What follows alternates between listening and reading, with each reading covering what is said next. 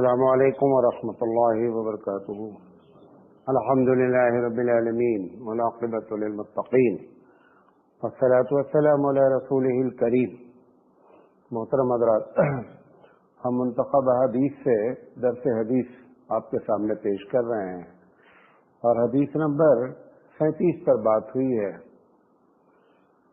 میری سمجھ سے اگر پورے قرآن کریم میں، جیسا کہ امام شافعی رحمۃ اللہ علیہ نے فرمایا کہ سورہ عصر کو اگر لوگ سمجھ لیں تو اگر قرآن کی کوئی آیت بھی نازل نہ ہوتی تو بھی ہمارے لیے کافی تھی۔ کیا کہا؟ ایک گلاس پانی سب کو ڈسٹرب کر دیا۔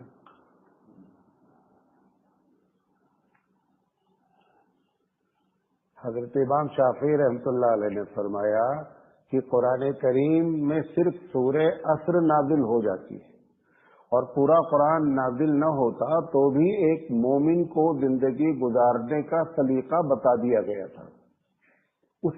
اتنی اہمیت ہے۔ یہ ایک الگ بات ہے کہ آپ اس کو چھوٹی صورت سمجھ کر کے پڑھ ہی رہے ہیں ہمیشہ۔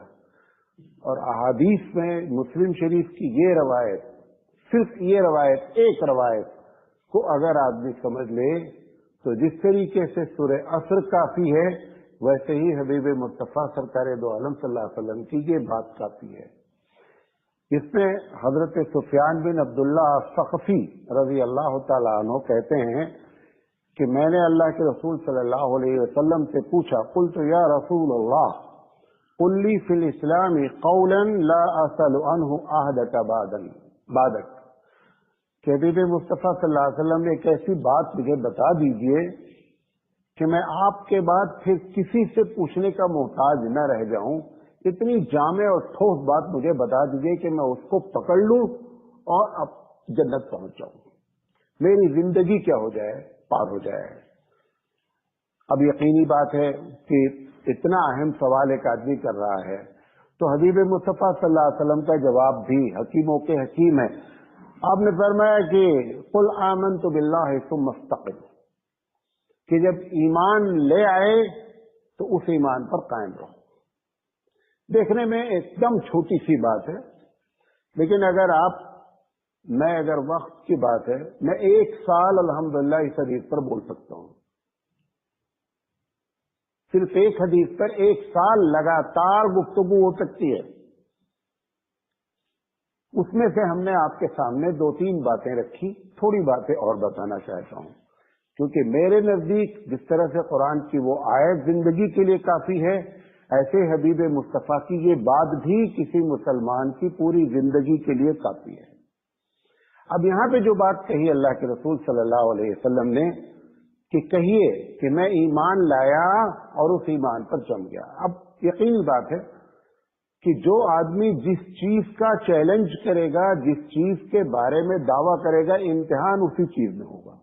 اگر ایک آدمی کہتا ہے کہ سر میں میتھ سے MSc ہوں، تو اس کا امتحان بایو میں نہیں ہوگا، اس کا امتحان کس میں ہوگا؟ میتھ میں ہوگا، کیونکہ وہ میتھ سے MSc ہے۔ اب ایک آدمی، پوری دنیا ہے، اس دنیا میں سے آپ ایسے ہیں جو کہہ رہے ہیں کہ ہم ایمان لائے۔ حالانکہ جب ایمان کی بات کہی جاتی ہے تو اس میں 6 باتیں شامل ہوتی ہیں: اللہ پر ایمان، رسول پر ایمان، کتاب پر ایمان، فرشتے پر ایمان، آخرت پر ایمان، تقدیر پر ایمان۔ ان 6 کو لپیٹ کر اگر کہا جاتا ہے تو ایک جملہ کہہ دیا جاتا ہے کہ ہم اللہ پر ایمان لائے۔ کیوں؟ اللہ ہی نے تقدیر بنائی، لہذا اللہ کو مان لیا، آپ نے تقدیر کو مان لیا۔ اللہ نے فرشتے بنائے، فرشتوں کو ڈیوٹیاں رکھی، آپ نے اللہ کو مان لیا، فرشتے کو مان لیا۔ اللہ نے رسول بھیجا، اگر آپ نے اللہ کو مان لیا تو رسول، وہ 6 چیزیں ریلیٹڈ ہیں کس چیز سے؟ اللہ تعالیٰ سے۔ لہذا ان سب کو ملا کر کے کہہ دیا جاتا ہے کہ ایمان اللہ پر لانا۔ والعصر میں بھی کیا کہا گیا ہے؟ الا الذین آمنوا، ساری دنیا نقصان میں ہے سوائے اس کے جو ایمان لایا، اور اس میں 3 باتیں اور کہی گئی۔ وہ 3 میں کیا کہا گیا کہ لقد خلقنا الانسان فی احسن تقویم، کہ ہم نے انسان کو بہترین ساخت پر پیدا کیا، بناوٹ کے لحاظ سے، مینٹل کے لحاظ سے، बात कर, जो भी आप बोले उसमें सबसे टॉप पर। फिर क्या कहता है कि उसमें सुम्मा रददनाहु, फिर अगर वो उन चीजों को भुला दे, खत्म कर दे, तो एकदम नीचे चला जाता है। इल्लल्लज़ीना आमनू, लेकिन उसमें वो लोग बेहतरीन साख पर कायम रहते हैं जो ईमान लाए। वहां पर भी ईमान की बात कही है, वही बात यहां भी कही जा रही है कि बंदा ईमान लाया और उस पर जम जाना। तो मैंने कहा बात जो की थी वो ये कि हमको कैसे मालूम हो कि हम ईमान लाए हैं और ईमान पर जमे हुए हैं। तो ईमान पर जो ये 6 बातें, इन्हीं 6 बातों में आपका और हमारा टेस्ट होगा, हमारा इम्तिहान होता रहेगा। अब मिसाल के तौर पर मैंने उसमें से जो पहली बात की थी कि तकदीर पर ईमान लाए हैं आप। यहां पर एक बहुत बड़ी दुकान है दी बाबू की। अब तो मैंने नहीं देखा, कल गया था, उसके पहले देखा कि उसके काउंटर पर लिखा हुआ है जो हुआ है अच्छा हुआ है। पहला जुमला लिखा है, उसके नीचे लिखा है जो हो रहा है अच्छा हो रहा है। तीसरा जुमला लिखा है जो होगा वो अच्छा होगा। ये तीनों बातें हमारी तकदीर की बात है। जो हुआ है अच्छा हुआ है, जो हो रहा है अच्छा हो रहा है, जो होगा अच्छा होगा। जिस दिन इंसान अपनी उन चीजों को जिनको वो खराब जानता है, अगर उसकी मसलहत को जान ले तो दुआ करेगा कि अल्लाह ऐसे ही होता रहे तो ज्यादा बेहतर है। एक लड़का जब पैदा होता है कितना लोग खुश होते हैं, रिश्तेदार मोहन सब लोग खुश होते हैं। खूब शरारत करने लगता है, डकैती डाल रहा है, चोरी कर रहा है। अचानक उसका जब वो पैदा हुआ था तो सब खुश थे, क्योंकि किसी को नहीं मालूम था कि आगे जाकर ये क्या होने वाला है। अगर वो वाली फाइल जो डकैती वाली है वो पहले दिन खोल दी जाती तो आप खुश होते? नहीं खुश होते। अब जब वो बंदा मर जाता है तो आप फिर खुश होते हैं। पैदा होने पर भी खुश हुए और अचानक उसका एक्सीडेंट हो गया तो आपने कहा खत्म, जहां पाक मुसीबत चली। लेकिन हम चूंकि इंसान हैं, लिहाजा जब चीज कोई हो जाती है तब हम उसको तज्जिया करके बता देते हैं कि हाँ ये मामला है। परवरदिगार आलम के सामने क़यामत तक की सारी फाइलें खुली हुई हैं, कोई चीज उससे छुपी हुई नहीं, क्योंकि वो अल्लाह है। अब वो जो खुली फाइल के लिहाज से डिसीजन देता रहता है, हम चिल्लाते रहते हैं, हम चिल्लाते रहते हैं। कितने वालिदैन हैं जिनके बच्चे सताते हैं और वो दिल दिल में भी कहते हैं और कभी जबान से कि इससे बेहतर तू पैदा नहीं हुआ रहता जिसकी पैदाइश पर लड्डू बांट चुके हैं। लेकिन कब जब उन्होंने देख लिया उसका आखिरी नतीजा, अब दुआ करते हैं कि अल्लाह ये मेरे घर में जन्म कहां से लिया।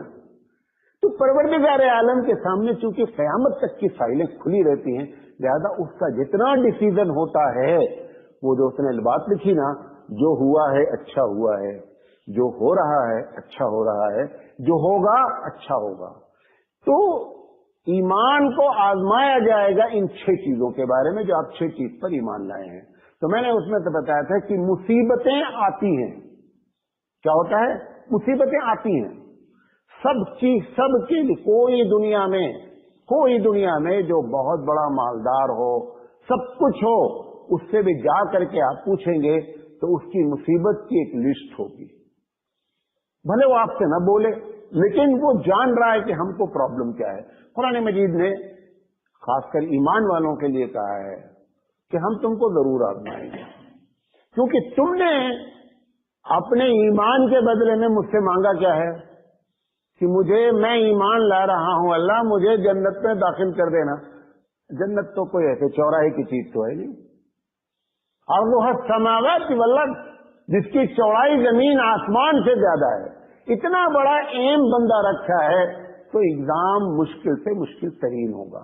तो मुसीबत जब आई, अब मुसीबत मैंने उसमें से एक मिसाल आपको सिर्फ दी थी कि मुसीबत माली आ गई। आप अंदाजा करें कि एक आदमी कितना परेशान है बेचारा, कभी कभी घर में फाके हो जाते हैं, कभी प्रॉब्लम हो जाती है। अगर अल्लाह ताला उसको माल दे दे, अल्लाह ताला को क्या प्रॉब्लम है? ईमानदारी तो बताओ क्या प्रॉब्लम है? भाई आप तो किसी की मदद इसलिए नहीं करते हैं कि अगर 500 रुपए में से 250 दे देंगे तो तुम्हारी जेब में बचेगा कितना? 250 बचेगा तो आप माइनस करते रहते हैं, तो आपकी तकलीफ तो समझ में आती है कि भाई मैं दे दूंगा तो मैं क्या खाऊंगा, पहले तो आदमी अपना देखेंगे। वो परवरदिगार आलम जो कहता है कि मैं सारी दुनिया को रिज़्क़ दे दूं तभी उसके खजाने में कोई कमी नहीं आती, उसके बावजूद उसके माहौल उसको इकोनॉमिकल प्रॉब्लम में उसने डाल रखा है। कुरान मजीद ने क्या कहा, वलनब्लुवन्नकुम बिशैइन मिनल खौफि वल जूइ व नक़्सिन मिनल अम्वाल, मैं तुम्हारे मालों को कम करके आजमाऊंगा कि देखूंगा तुम कहाँ ठहरे, क्योंकि तुमने क्या कहा था, अल्लाह जो हुआ है अच्छा हुआ है, जो हो रहा है वो अच्छा हो रहा है। तो कहना कितना आसान है, मौलाना साहब को तकरीर करना कितना अच्छा लग रहा है। मौलाना साहब की तकरीर उस वक्त समझ में आएगी जब उनके साथ प्रॉब्लम आवे और फिर कहें कि नहीं जो मेरे अल्लाह ने किया है वही सही है। अब यहाँ पर ईमान आजमाया जाएगा। इसी बात को हबीब मुस्तफा क्या कह रहे हैं कि भैया बोलो ईमान लाए, ये कहना आसान है, उस पर जमे रहना क्या है, मुश्किल है। तो माली प्रॉब्लम आ सकती है, दूसरी क्या हो सकती है, जानी प्रॉब्लम आ सकती है। जो भी जानी प्रॉब्लम, एक आदमी का इंतकाल हो गया, आप अंदाजा करें अभी भारत में पिछले 2-3 साल में एक आदमी को मार दिया गया है। अब अगर उसके अतराफ में जो लोग हैं वो तो मर गया बेचारा, लेकिन जो अतराफ में है वो सोचता नहीं है कि यार इसकी क्या गलती है, सिवाय यही गलती है ना कि ये ईमान लाया है अल्लाह पर, और बकिया इसकी क्या गलती है, कुछ भी गलती नहीं। सारी तहकीक हो करके रिजल्ट क्या निकला कि बरी है, ये जिसको मार दिया आपने उसका कोई गुनाह साबित नहीं होता था, ना अदालत में न सोसाइटी में। अब बंदा घबराता है कि अब बेगुनाह मार दिया गया, ये सब तो ये जो आएगी। आप ईमानदारी से बताइए, यूसुफ अलैहिस्सलाम से ज्यादा अखलाक जो मारा गया वो ज्यादा अल्लाह के नजदीक है या यूसुफ अलैहिस्सलाम है?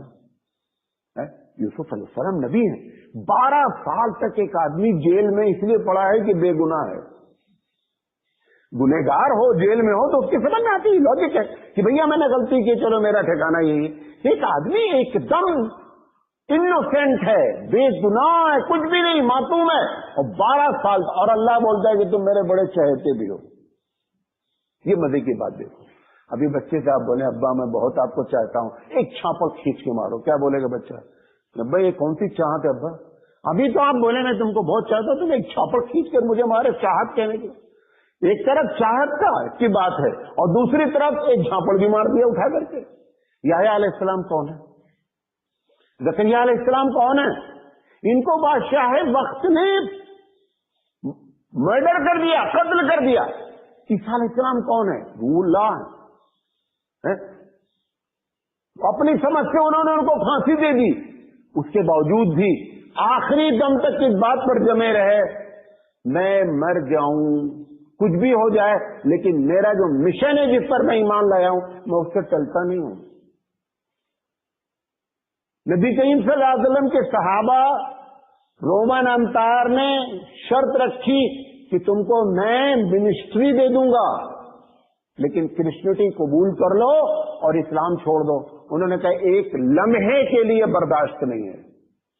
सिर्फ ये नहीं कहा था कि तुमको आजाद कर देंगे, वो तो बहुत आसान थी। उन्होंने कहा हम आपको यहीं पे रख लेंगे, मिनिस्टर बना देंगे, लेकिन मोहम्मद सल्लल्लाहु अलैहि वसल्लम ने जो बात कही है उससे अपने आप की बेदारगी का इजहार कर दो कि मैं उसको नहीं मानता हूं। उन्होंने कहा एक लम्हे के लिए नहीं मान, एक लम्हे के लिए कबूल नहीं है। उन्होंने कहा कि आग जला करके तेल डाल करके कहा इसमें डाल देंगे। उन्होंने कहा कि एक मर्तबा ही जान है, लेकिन अगर 100 जानें होती तो मैं 100 मर्तबा इस कड़ा में गिरता और फिर भी अपनी बात। ये है आमनतु बिल्लाहि सुम्मा इस्तक़िम। ईमान अगर ले आए हैं तो जम गए। एक दो वाकयात नहीं हमारे पास, सैकड़ों वाकयात। ये बात कही जा रही है इस हदीस में कि तो माली नुकसान भी हो सकता है, जानी नुकसान भी हो सकता है। एक हमारे बहुत बड़े बहुत मालदार दोस्त हैं, बिल्डिंग इन्होंने एक बिल्डिंग खरीदा 6 मिलियन की, 1 मिलियन में 10 लाख होता है, 6 मिलियन दिरहम की। उस वक्त दुबई था भाई, बढ़ती 90 मिलियन पहुंचा उसका रेट, 6 मिलियन वाली बिल्डिंग का। तो मुझसे कहा मौलाना साहब इसका इतना रेट है, आप बताइए आपका क्या राय है, बेच दूं? मैंने कहा फौरन बेच दो। उनका बाकायदा उनका एडवाइजर था, اس سے جب بات کی انہوں نے کہا مولانا صاحب کو تقریر کرنا آتا ہے، انہیں کیا معلوم کہ آگے 10 دن میں اس کا 100 ملین ہونے والا ہے، آپ کیوں بیچ رہے ہیں اس کو؟ نہیں بیچیے، 100 ملین جب جائے گا تو بیچا جائے گا۔ خیر انہوں نے ہم سے نہیں بتایا، سب بعد میں بتایا، بہرحال وہ نہیں بیچا انہوں نے۔ اب 1 مہینہ یا 1.5 میں بھی نہیں جانتا ہوں کہ کیا، میں تو کیسے مشورہ دیا بھیا 6 والی اگر اتنے میں بک رہی تو بیچ ڈالو یار۔ اب وہ گرتے گرتے گرتے گرتے گرتے آ کر کے 7 ملین پر پہنچی، چڑھی 90 تک گئی، نہیں بیچا، 7 ملین آئی، اب مجبور ہو کر کے 7 ملین پہ بیچ ڈالا۔ بہت افسردہ بیٹھے گا۔ اب تو دیکھیے ایک بزنس مین کو کیسے ہینڈل کیا جائے، بہت پریشان بیچارہ۔ تو میں نے ایسے پوچھا، میں نے کہا مولانا صاحب آپ کی بات مان لیتے، بیچ دیتے تو مسئلہ حل ہو جاتا۔ ہم نے کہا کیا ہوا؟ انہوں نے کہا وہ 90 سے اب اس وقت 1 سال کے اندر جب گری تو وہ 7 ملین پر آ کر کے ٹھہری۔ ہم نے کہا کہ یہ بتاؤ کہ اگر 9 غور سے سنیے گا اس مثال کو، ہم نے کہا اگر 90 ملین میں وہ خرید لیتا اللہ کا بندہ اور وہ ڈوبتا تو کتنا ڈوبتا؟ بھائی 90 سے اگر وہ 1 سال کے بعد کہاں پہنچتا؟ 7 ملین پہ۔ تم نے 6 ملین کا لیا، ابھی بھی تمہارا ایک نقصان ہے، اللہ کا فیصلہ صحیح ہے کہ نہیں؟ نہ تم کو ڈبایا نہ ان کو ڈبایا، تم کو 90 ملین مل جاتا لیکن وہ بندہ کہاں آ جاتا؟ چوراہے پر آ جاتا۔ پروردگار عالم کا وہ بھی بندہ ہے نہیں بندہ، تم بھی اللہ کے بندے ہو کہ نہیں؟ اللہ کے فیصلے ایسے ہوتے ہیں، شرط یہ ہے کہ ہم اس کو تھوڑا سا سمجھنے کی فکر کریں۔ بات نہیں سمجھے؟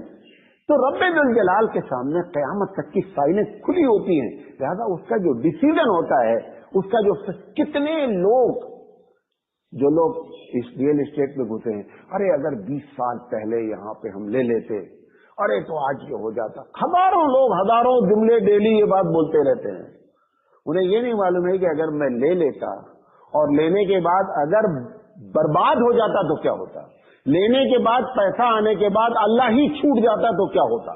کروڑ اللہ کا دشمن بنتا کون ہے؟ یا شیطان یا مالدار؟ یہی 2 لوگ اللہ کے دشمن ہیں بنیادی طور پر۔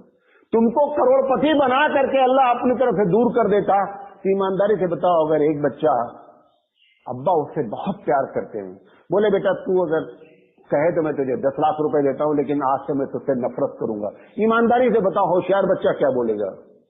ہوشیار بچہ بولے گا ابا آپ 10 لاکھ روپے نہ دیجیے لیکن آپ مجھ سے محبت کرتے رہیے، بولے گا کہ نہیں بولے گا؟ ایک کرنل کا انتقال ہو گیا، ابھی 5 کروڑ روپے اس کو سرکار نے دیا، ایمانداری سے بتاؤ ٹھیک ہے تھوڑی دیر کے لیے سمجھ میں آتا ہے کہ بڑی رقم آ گئی، لیکن بیوی کے لیے شوہر آیا؟ شوہر نہیں آیا۔ 5 کروڑ نہیں 50 کروڑ لے کر کے بھی وہ بیوی کو جو وہ پیار دیتا تھا وہ 10 کروڑ میں بھی خریدا نہیں جا سکتا ہے۔ تو یہ پروردگار عالم جسمانی طور پر بھی آزماتا ہے، مالی طور پر بھی آزماتا ہے، روحانی طور پر آزماتا ہے۔ ایک آدمی کو کتنے لوگ ہیں دنیا میں بیچارے ان کو جنات کے اثرات ہیں، آسیب ہے، جادو ہے، جو اس کی حقیقت ہے۔ اللہ کے رسول صلی اللہ علیہ وسلم سے بہتر کون ایمانداری سے بتاؤ؟ بخاری کی روایت ہے۔ کس کی روایت ہے؟ بخاری کی روایت ہے کہ ایک عورت نے نبی کریم صلی اللہ علیہ وسلم پر جادو کر دیا۔ آپ بتائیں سامنے والوں کو کتنا بولنے کا موقع ملا؟ اپنے آپ کو اتنا بڑا نبی بولتے ہیں کہ ڈائریکٹ اللہ ہم سے باتیں کرتا ہے، اور یہ دیکھو ایک عورت نے جادو کر دیا اور آپ متاثر ہو گئے۔ ایسے موقع پر حبیب مصطفیٰ صلی اللہ علیہ وسلم جمے رہے یا نہیں؟ میرے رب کی طرف جو ہوا ہے صحیح ہوا ہے، جو ہوگا صحیح ہوگا، اور جو ہو رہا ہے وہ بھی صحیح ہے۔ یہ بات ہے کس بات کی؟ میں ان لوگوں کو جو بہت پریشان ہیں بیچارے، کتنے لوگ آپ ایمان لائے ہیں تقدیر پر، آپ کو اس ٹاپک پر آزمایا جائے گا۔ جس چیز پر بندہ جتنا تگڑا ایمان رکھے گا، یہ بھی آپ کو بتا دیں، جس چیز پر آپ بہت زیادہ اپنے آپ کو ایمان رکھیں گے اس میں آپ کو سب سے زیادہ آزمایا جائے گا۔